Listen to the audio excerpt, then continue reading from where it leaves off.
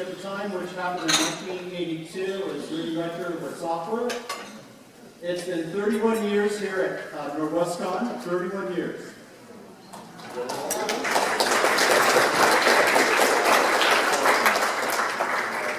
This is my 20th year hosting the ceremony.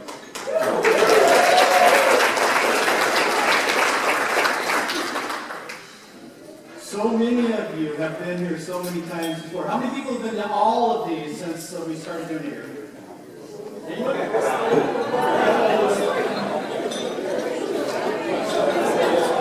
When was the last time you remember that we had actually like a dinner that we served at this thing?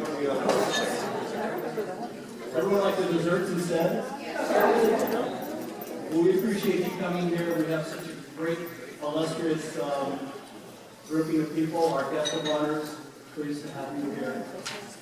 Our nominees, we are honored to have 4 of the 6 nominees here this year.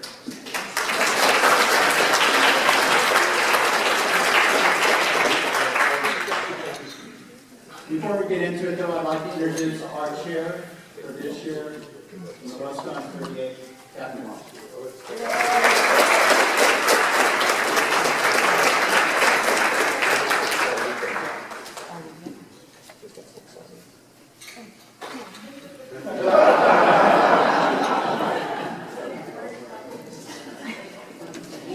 Thank you for pointing that out, Tanya, but I am so much shorter even in my 40s.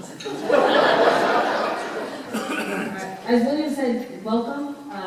Thank you for coming here to the Containment Award ceremony. It is awesome to see so many people in the room who obviously love great fiction. And I'm curious to know how many of you read all 6 books? Raise your hands. Man, Lord, you should have done that. All right, how many of you read 3 books? Raise your hand again. 3 books. 3 books.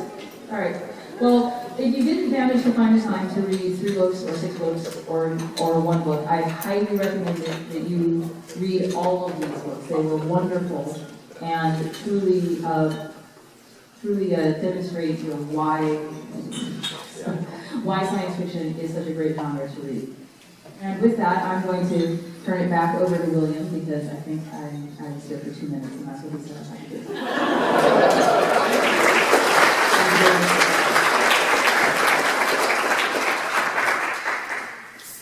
This is actually hosted by a couple of groups, including the Northwest Science Fiction Society. I'd like to introduce the chair, Peggy LaRoe.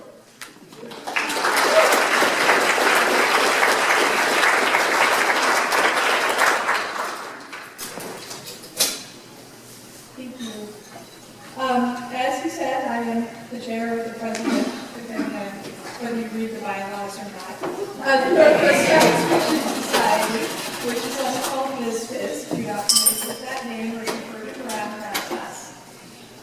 We're kind of the social arm of Science Fiction Northwest, and so we do monthly outings, we do trips to restaurants every month. If you'd like to know more about it, you're welcome to stop by our club table right directly across from registration and chat with us about more of it. And like Catherine, I will tell you that I only got to read the books completely, but I have looked at all of them. They are fabulous. I'm looking forward to finishing them. Okay. And if you haven't had a chance to read them all, I really do encourage you to read them, listen to them if you listen to audiobooks, and just enjoy the stories that your authors have given to read. And I really want to thank all the authors that came here today, and I appreciate all the work that you have done to give us this joy and entertainment. Thank you very much.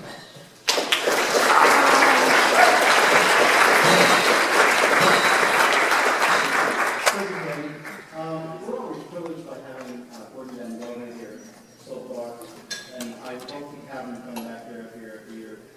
As the administrator for the board, he represents how things are done and make certain that it's done equally fairly. A lot of other things too. Gordon, please.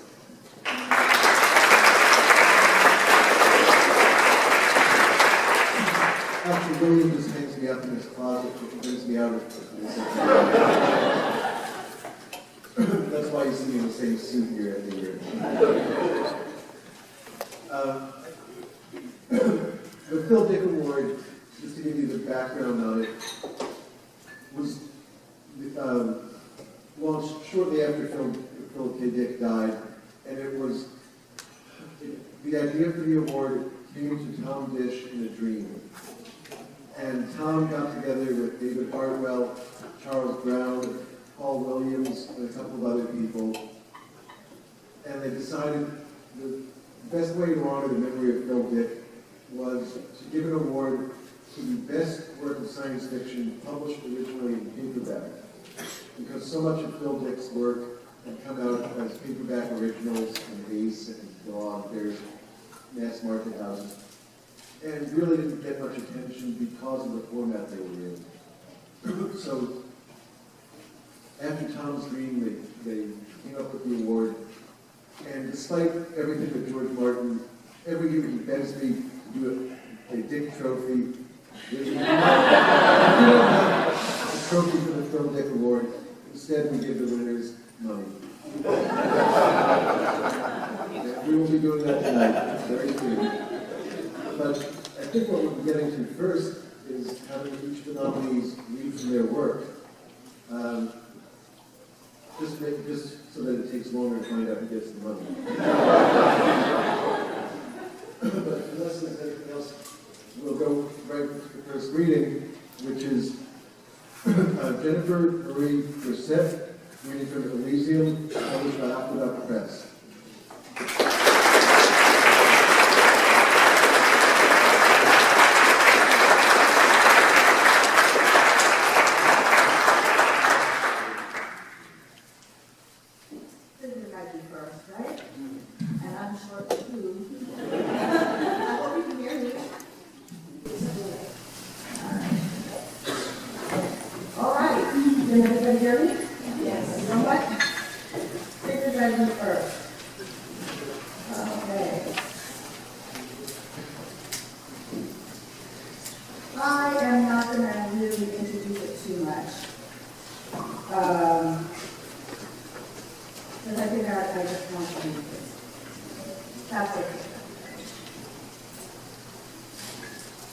Antoine left 2 days ago and hadn't been back since. Adrian waited in the cold maintenance office, too scared to move. The things were out there. Maybe they were in the tunnel. Maybe they were waiting for him out in the street. It didn't matter. Antoine was gone, and he possibly wasn't coming back. Break. As his stomach twisted with hunger pain, Adrian sketched. Magic markers squeaked and scratched over the paper. The rhythm of his hand made music on the page. He drew phrase after phrase after phrase, over and over and over again until strange faces, faces of friends, faces of the fellows from down the road, faces of the kids at school, different faces. He stopped and looked all over at the pages he had done. The faces had merged into one. They were his brother. Antoine, break. There had been a hum in the tunnel that was now silent, and the lights began to flicker. Had Adrian understood what that meant, he would have left the room then. It meant that the power was no longer going to the pumps that kept the underground water out of the tunnel. It meant that the underground was about to flood. The silence soon became unbearable, so Adrian opened the door. Water was flowing almost up to the steps of the office. He packed his sketchbook and as many spray cans he could to carry it and walk out into the tunnel, stepping carefully through the burning water. The further Adrian walked, the more flooded the tunnels became. He walked until the water reached his waist, holding his bag over his head. Wet and miserable, he climbed the stairs to the street. Adrian was afraid of running into one of those things, but he was hungry, and he wanted to find his brother. So he wandered down the long avenue of the city, listening to his feet scrape the ground. In his heavy knapsack, he carried several cans of spray paint. that made up the colors of this essential palette. Red, green, gold, brown, black, several cans of bright yellow, and a small can of blue. The remaining can he left in the box hidden behind the couch in the maintenance office. He thought he could get them later. He pictured them in the water now. He searched all the places he knew Antoine liked to go. The old harbor that overlooked the next state, the cement park where the skateboarders used to hang out and practice their moves, the park on the square where the green market met 3 times a week. All of them empty, no Antoines, no anyone. Only the rolling tower of the wind and the sound of birds flapping overhead. It was so cold. The sky above remained gray and blue never returned. The dust had settled and formed an even layer of brown. Adrian ventured out during the day and spent his night huddled in the small corners of high-rise houses, his knapsack, a spray can for a pillow. Once, when passing the St. Paul, he saw an elk. It was wandering between the parked cars, then striding down the sidewalk, puffing white cold smoke. He stopped for a moment. There were 2 stared at each other. The moment passed, and it made a slight sound like the wind of a voice. For a moment, Adrian thought it was trying to speak, but then the elk turned its head and walked away, disappearing down the long corridor of the street. Adrian found canned stuff left in the abandoned shop that was still good. He felt loneliness when he ate. Real time was when he and his father and his mom and Antoine used to talk, mostly Antoine. Antoine would tell jokes that he heard, dreams that he had in that before, and stuff that had happened at school. Now meals entered the silence of the crunch and swallow and nothing more. Break. Adrian didn't understand when his dad said, Adrian, you could rule the world if you put your mind to it, but Junior, I don't know. How could he not know that Antoine was the center of the universe? Adrian could see it. He could plainly see it. Adrian painted on walls, and once forbidden places now belonged to him. He chose the cement side of the government building. He worked all day. First, he laid out an outline and light, checking the sketch pad to make sure he got the proportions right.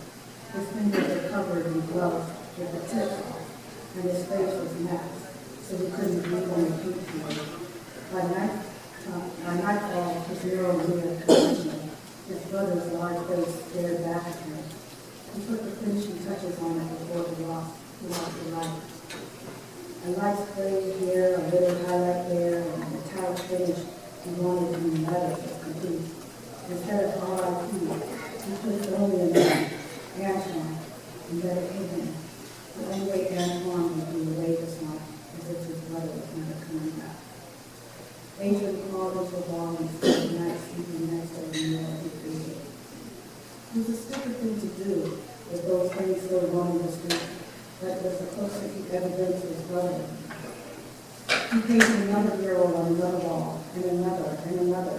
He painted what his brother would have, so his brother would not be forgotten.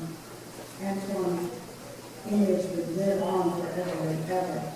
One time he gave his brother that sly smile that he remembered so well.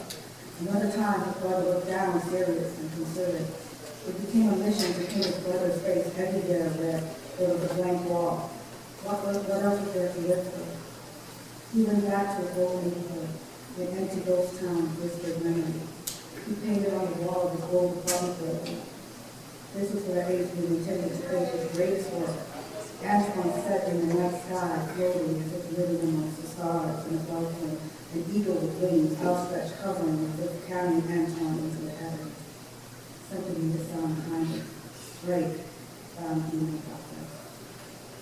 He lingered over the finishing touches of the wheel. He didn't want to leave it. He slung his knapsack over his head and ran. They were close behind him, almost upon him. A voice from above said, "I got you, son." Adrian felt his feet leave the ground as if he had taken him into the sky. The sun struck Adrian's eyes. He saw spots and lines of blinding light. Strong arms closed around him, wings outstretched. Feathers flutter against the static gray sky. He looked up into the face of his father, changed that it was him. I had to look at Edinburgh, he says, and he flew with the moon sun safely up with no mention of his name.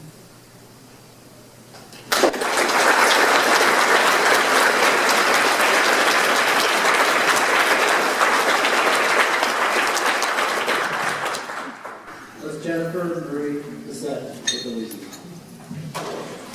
Our next nominee is Memory of Water by Amy Alcalá. Thank you.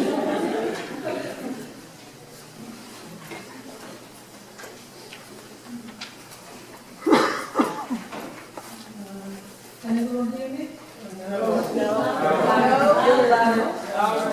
Get close to the microphone.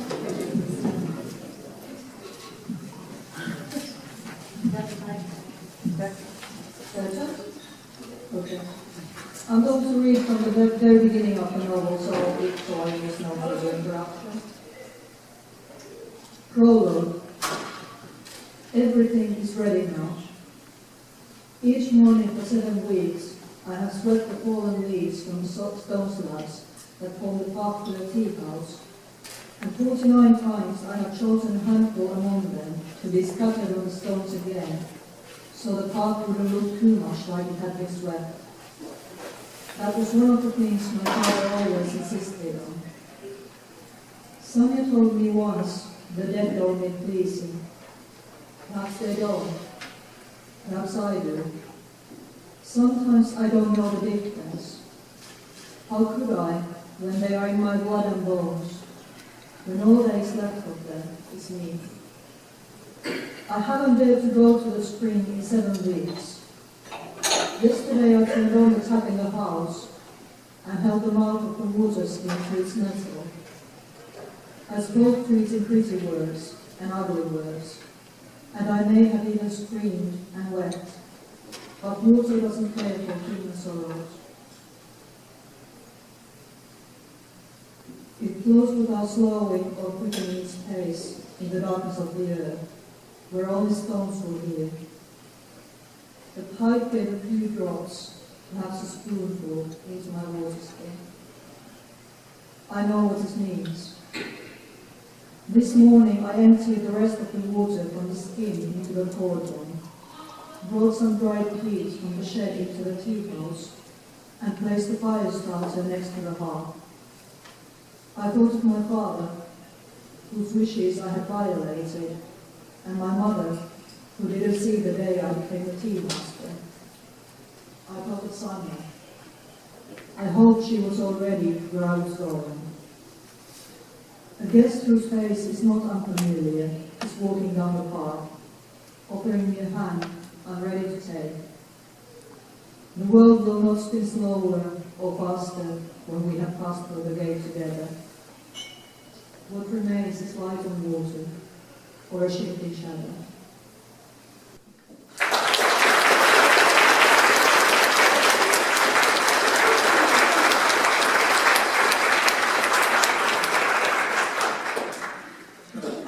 That was from Memory of Water by Amy Alcalá. Our next nominee for this year's award is the anthology Reach for Infinity, edited by Jonathan Strahm, published by Solaris. I believe Dave Tackett's reading.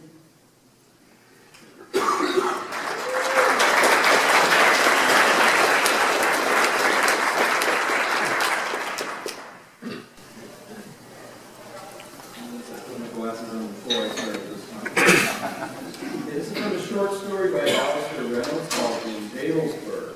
And it's from an AI's point of view, it's not a human being. The afternoon before my speaking engagement at New York State Planetarium, I find myself at the Museum of Modern Art, standing before Vincent van Gogh's Die Starre Nacht, or The Starry Night. That was, you know, the painting. It's the one he created from the window of his room in the asylum at Saint-Rémy de Provence after his voluntary committal. He was dead scarcely a year later. I had seen paintings before, hand paintings of starry nights. I think of myself as something of a student of the human arts, but this is the first time I grasped something of crucial significance. The mad yellow stars in Van Gogh's picture looked nothing like the stars I saw during my deep space expeditions. My stars were mathematically remote reference points to be used only when I had cause to doubt my inertial positioning systems. These stars are exuberant, flower-like swabs of thick daub paint, more starfish than star. Though the paint is fixed, no part of it has changed in 200 years. Its lurid firmament seems to shimmer and swirl before my eyes. It's not how stars really are, of course, but under a warm June evening, this is how they must have appeared to this anxious, ailing man, as near and inviting as lanterns lowered down from the zenith, almost close enough to touch. Without that delusion, let us be charitable and call it a different kind of truth. Generations of people would have had no cause to strive for the heavens. They would not have built their towers, built their flying machines, their rockets and space probes. They would not have struggled into orbit and onto the moon. These sweetly lying stars have inspired greatness, inspired in their small way me. Time presses, and I must soon be on my way to the Hayden Planetarium. It's not very far, but in the weeks since my return to Earth, I have gained a certain level of celebrity, and no movement is without its complications. They have already cleared a wing of the museum for me, and now I must brave the crowds in the street and fight my way to the limousine. I am not alone. I have my publicity team, my security entourage, my technicians, but I still feel myself at the uncomfortable focus of an immense, insatiable public scrutiny. So different to the long years in which I was the one doing the scrutineering. For a moment, I wish I were back out there, alone in the solar system of light hours from any other thinking thing. Then someone calls, and then someone else, and then the calls become an assault of sound. As we push through the crowd, fingers brush against my skin, and I register the flinches that accompany each movement of contact. My alloy is always colder than they expect. It's as if I have brought a cloak of interplanetary cold back with me from space. I provide some signatures, mouth a word or two to the onlookers, then bend myself into the limousine. And then we are moving, flanked by police motorcycles, and the computer-controlled traffic parks to apes in our advance. Soon I make out the blue glass cube of the Hayden, lit from within by an eerie glow, and I mentally review my opening remarks, wondering if it is really necessary to introduce myself to the world that already knows everything there is to know about me. But it would be immodest to presume too much. I am Vincent, I begin, when I have the podium, standing with my hands resting lightly against the tilted platform. But I suspect most of you are already aware of that. They always laugh at that point. I smiled and waited a beat before continuing. Allow me to bore you with some of my holiday snapshots. More laughter. I smile again.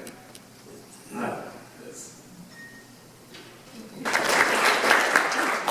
Comes from Reach for Infinity, edited by Jonathan Strong. Our next reading tonight is from the book Bullet Catcher's Daughter by Rod Duncan. Publisher is Angry Robot.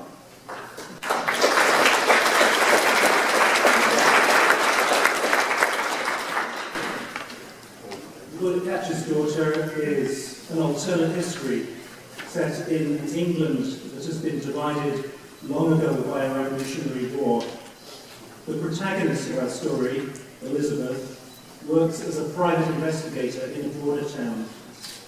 In this extract, she's just had a meeting with a potential client at the back of a dark and highly disreputable coffee house. But the meeting was interrupted by the arrival of three ill-wishers, two thugs and a well-dressed man in a top hat. Any of those are... We pick up the story just after the client, who's called the Duchess, has fled, leaving Elizabeth to face the music. The story is told in Elizabeth's voice. The two thugs crashed past me, clattering the curtains, thundering out to the storerooms at the back. Thus my first thoughts were with the Duchess, fearing she had insufficient start to reach the border, though it must lie very close. Then I heard the clipped footsteps of the third man approaching, hard soles to judge by the sound, new and expensive. He drew level with the booth, but instead of following his men out through the rear, he hesitated mid-stride and turned towards me. I felt the fear gripping at my chest. "Madam," he inquired, leaning forwards for a clearer view in the low light. "I want no trouble, sir," I said, in the manner of a woman who backs. Hearing the tremor in my own voice, I felt certain he would also. "Do you drink alone? Would you keep me company, sir?" "Don't trade wordplay with anyone. Then shall it be foreplay, sir?" Beneath the table, my hand shook. I placed my thumb on the hammer of the pistol, braced ready to pull it back. "Who sat here with you?" he asked. "A fine lady," I said. "And?" He tapped his cane on the table. "And a young gent, sir. He promised me business, but you've chased him away." The man stood tall again, drew a small cloth purse from under his cloak and shifted it in his fingers so the coins clinked within. The sound was similar enough in character to mask the cocking of a flintlock, yet not loud enough to allow for the risk. I watched the purse as if transfixed. What did the fine lady and the young gent speak of as they drank their coffee? I dropped my voice and leaned forwards as if in conspiracy. "She was much insulted, sir." "How so?" I couldn't say that she was unpleased to see me on the young gent's arm.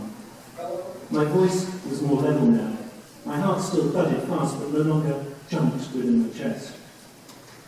The thugs' footsteps were approaching once more from the rear. The curtain clattered and they sidestepped through. It seemed the Duchess had given them a run, for there was a bitter smell of sweat on them and a stormy anger on their faces. The man in the top hat took a deep breath and half closed his eyes. "I fancy we have not the story complete," he said. "Why, it's the truth, sir. And yet," he narrowed his eyes still further, "there is something about you." Turning to the more muscle-bound of his thugs, he said, "We'll need to question it more. We'll need to question her more. See to it." Then he strode away, followed by the smaller one. At the door, the barman received the purse of coins and bowed. The bell jangled and they were gone. The remaining thug regarded me with an emotionless stare. "Up," he said. No time remained to think or to be afraid. I swallowed the bitter dregs from my coffee cup, then clinked it down loud into the saucer, cocking the pistol at the same moment. I stood. "Out," he said, violence just below the surface of his voice. Men have died for not believing a woman would shoot them in the heart, so I chose instead to press the pistol to his groin. Obligingly, he froze.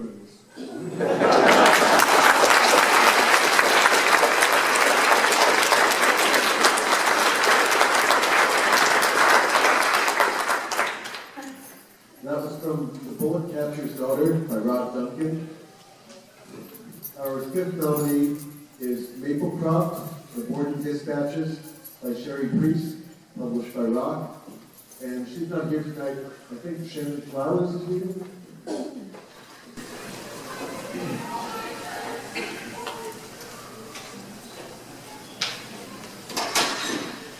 Hi there. Maplecroft is the story of Lizzie Borden, kind of getting into saving the world. There are things an earthquake brings. Lizzie Andrew Borden, March 19, 1894. No one else is allowed in the cellar. Emma has a second key in case I am injured or trapped down there, but Emma also has instructions about how and when to use that key. When she knocks upon the cellar door, I must always reply, "Emma dear, I'm nearly finished," even if I'm not working on anything at all, even if I'm simply down there writing in my journals. If I say anything else when she knocks, or if I do not respond, my elder sister knows what she must do. She must summon Dr. Seabury and then prevent him from descending down into the cellar unharmed. I wish there were someone closer she could send for, but no one else would come. Yes, I think all things being equal, he's the last and best chance either Emma or I would have for either of us to meet with some accident. And between the two of us, I suppose it must be admitted, to myself, if no one else, that accidents are more likely to befall me than her. Ah well, I'd take up safer hobbies if I could.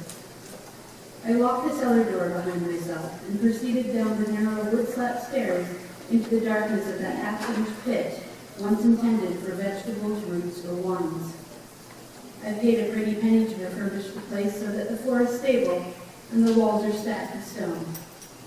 During wet weather, those stones meet buckets and the floor creaks something awful, but by and large it's secure enough. Secure and quiet.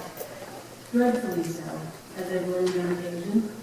I could scream my head off down there and Emma could be reading peacefully by the fireplace. She'd never hear a thing. Obviously this concerns me, but what can I do? My precautions are for the safety and well-being of us both, of us all. I lit the glass fixtures as I went. All three came on with the turn of their switches, and by the time I reached the final stair, I cast a huge long shadow, as if I were a giant in my own laboratory. My laboratory. That feels like the wrong word, but what else can I call it? This is the place where I've gathered my specimens, collected my tools, recorded my findings, and meticulously documented all experiments and tests. The word must apply. I cannot claim to have made any real progress, except now I know 1,000 ways in which I have failed to save anyone, anywhere, from anything. So I go on wishing. I wish for the prospect of a definite finale, and I wish I were not alone. That would make things easier, too, if there were someone else to share the burden apart from poor Emma. And though she appeared invulnerably strong when I was a child, due in part to the 10-year difference in age between us, in her middling years her health has failed us in a treacherous fashion. Often she's confined to a bed or a seat, and she coughs with such frequency that I only notice it anymore if she's stopped. Consumption, everyone supposes. Consumption, and possibly the shock of what befell our father and Mrs. Gordon. That's the rest of what everyone supposes, and that's probably true this way. It's true that Emma has never been herself since those last weeks when she fled the house, insisting that something was wrong and that she felt a hideous suffocation, and she needed to find some other air to breathe. That's how she put it, finding other air to breathe. We were both contaminated by something, by whatever took the other Gordons. It worked its way inside us too, whether by breath, or through the skin, or through something we consumed, still I cannot say. All I can do is pray that we caught it in time, and that we have removed ourselves beyond its influence. Alas, I almost broke, before any permanent damage was done, but then I thought of Emma and the fragile lungs, and her bloody handkerchiefs. And I thought also of my poisoned dreams and the awful visions that sometimes distract me even while waking. I often believe in retrospect that they're telling me something crucial. But doesn't every dreamer insist that every dream is meaningful at the time? However, in the retelling, the dreams, and my visions, I've tried at best, disturbing at worst. I will not burden Emma with them, for she is burdened enough with her own body's complaints. And I don't have anyone else to tell not to believe. Not except for Nance, and I fear to the point of fretful, bowel-clenching sickness, that I may chase her away even without the secrets the darkness space between us. Little though I see her lately since her most recent job for that director, Peter Rasmussen. Still, I value beyond my life the time I spend with her beside me. Nance has accused me once or twice in teasing of becoming a sentimental old fool. She's right, absolutely. She's also young, very young. So young it's all the more inappropriate how we carry on between ourselves. Carelessly, it's been said. Wantonly, it's been accused. Nance wouldn't argue with either one, and she would laugh instead, and add her own descriptors with even less propriety. But women her age, barely out of their teens, and with the whole world before them, they haven't yet had the time to lose the things they love. They don't yet know how the years fade and stretch, the highs and lows, wearing them thin, making them vulnerable. They haven't yet known much of death. I don't think I'm talking about Nance anymore. It doesn't matter. She won't come again for weeks, maybe months, and I won't hold that against her. I can't. I'm the one who asked her to stay away.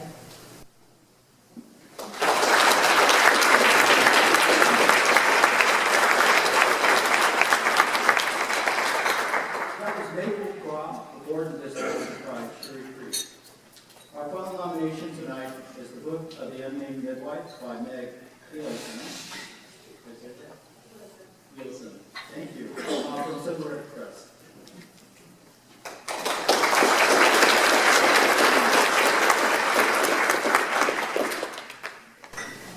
So the book of the Unnamed Midwife is my debut novel.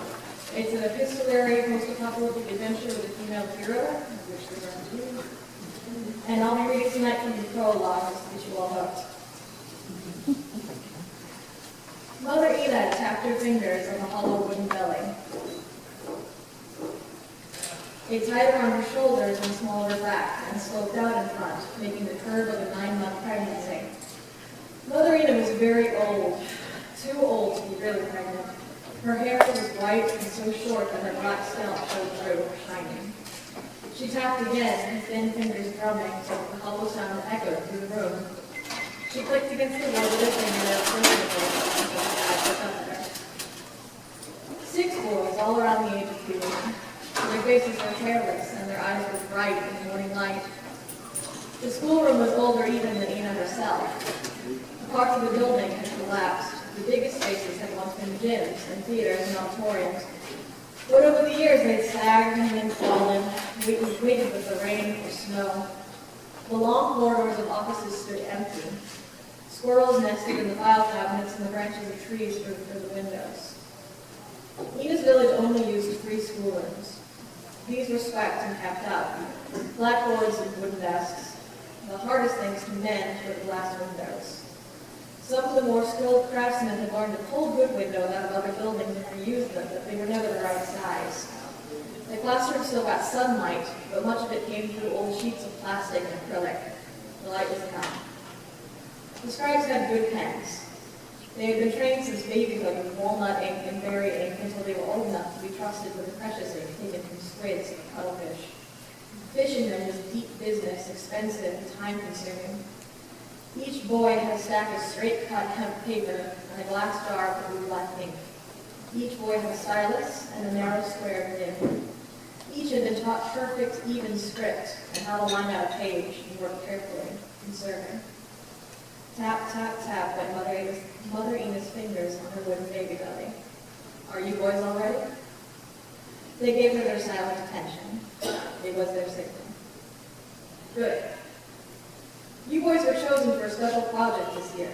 You've all copied from the book of the Unnamed Midwife before. Nods. She walked to the large wooden desk behind her and pulled out a light cloth. Beneath it lay 19 leather-bound journals of varying size and thickness. Some were very worn. One showed the bloat and wrinkle of water exposure. Scraped some of them were visible on every side, and boys trained to look, they kept their seats. Mother Ina picked up one volume with a gentle hand, and the boys could see another chamois cloth underneath the books. She held it up for them to see. In the bottom corner of the front cover, a year was stamped in gold. The boys knew how old the Book of the Unnamed Midwife was. They had all studied it, and their stories had been told all their lives. This book was 4 years older than what they knew. The Book of the Unnamed Midwife is actually these 19 journals she began. What we have taught you boys is called the Canon. It holds the story of the dying. The Book of the Dying is very hard to read, and terrible things happen in it. Some of you might cry or feel sick. That's okay. I felt sick too when I came to read it. Almost all the mothers did. You boys are just as strong as we are, and you might feel it too. You've all learned of the hives in the Book of Honus. The Book of the Dreamless Ones is what you'll finish with when your training is complete. She gestured back to the stacks of books on the desk. These are the rest of her stories. The canon is short, but the whole story is longer and messier. Every year, a group of scribes is chosen to recopy the entire cycle. This year, that group is you. There was excitement in the room. The boys felt pride in having been chosen and were fairly bursting to know that there was more to this book than what they'd been taught. Their faces twitched like the whiskers of rabbits. But they had been trained their whole lives to be silent and obedient to the mothers, and so there was a quiet hum. Mother Ina was pleased. We'll begin today. These are the originals. The people trust us that much. So we must be worthy of that trust. That means washing your hands frequently. Senders will bring warm water and clean towels. That also means they're going to have to close the shutters. Paper this old cannot be exposed to sunlight all day.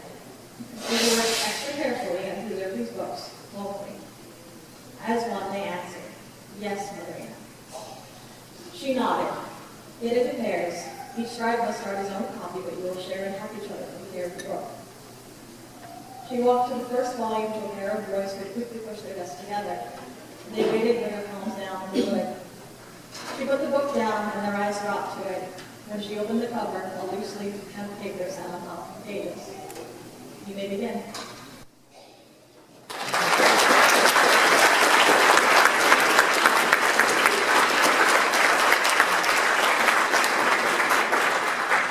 That was from the book of the Unnamed Midwife by Meg Lewison. And so, as you've all heard, the 6 nominees this year, there's a lot of variety among them in terms of voice and scope and focus and theme. And so I'm sure you're all asking yourself, how could anyone possibly pick 1 or 2 books out of this? Well, let me give you a little insight into that.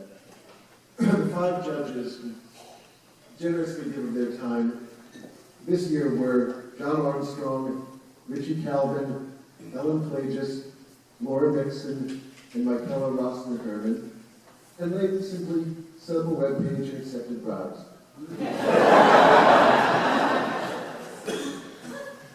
They spent all year reading through the eligible books, and unfortunately a few that weren't eligible, and debating them, discussing them, arguing.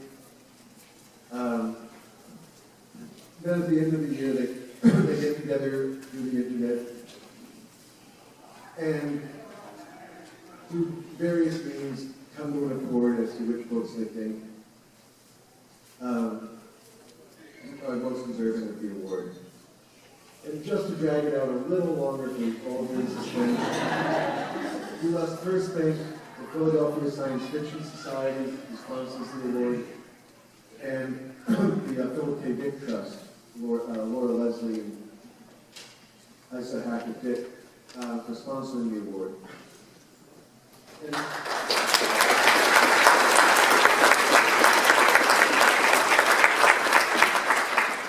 now it brings place. This year, the special citation goes to Elysium by Jennifer Marie Boucher.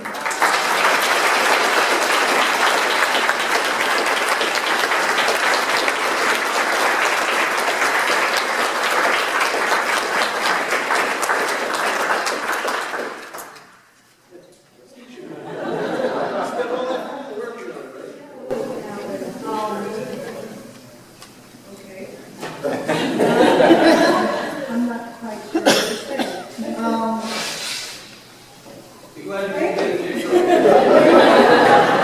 Thank you. Thank you to my publisher for putting me up on this website. Thank you to my agent who stayed with me throughout all.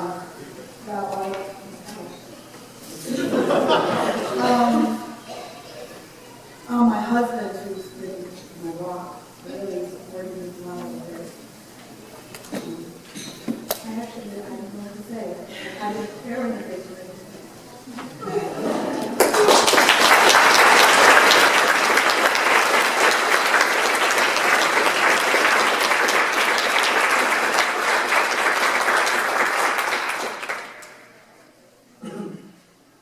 And the winner of this year's Philip K. Dick Award is the book of the Unnamed Midwife by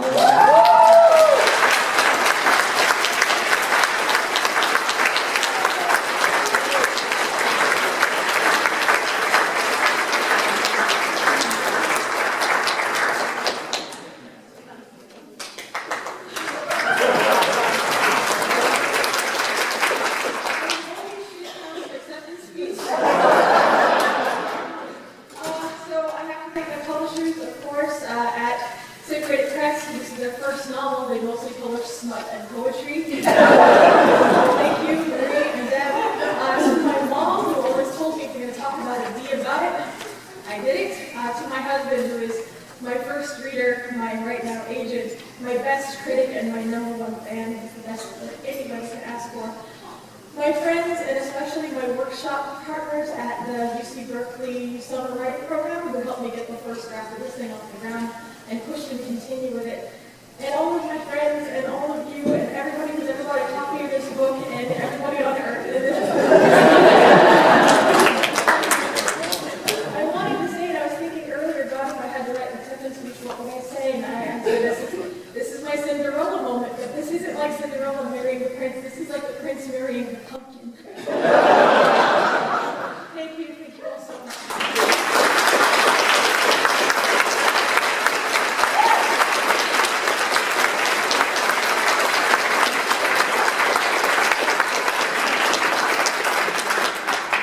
Everyone, there's going to be autograph sessions tomorrow before nominees will be signing their books. So if you haven't, come on down.